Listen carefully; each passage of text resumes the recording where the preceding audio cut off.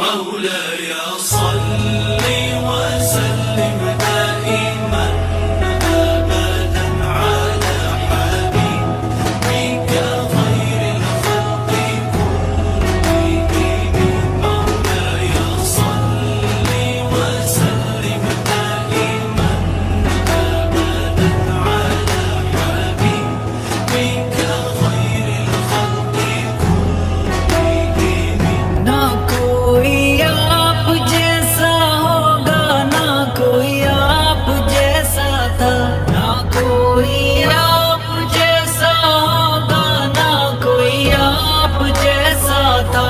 کوئی یوسف سے پوچھے مصطفیٰ کا حسن کیسا تھا۔ زمین و آسمان میں کوئی بھی مثال نہ ملی۔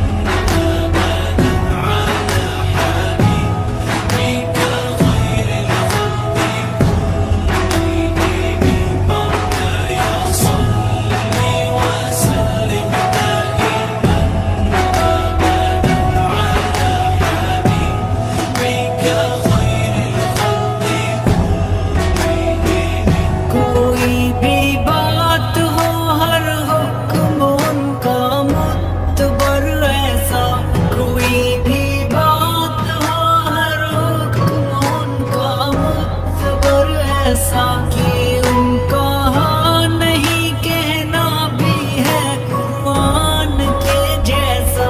حدیث پاک کہلائے جو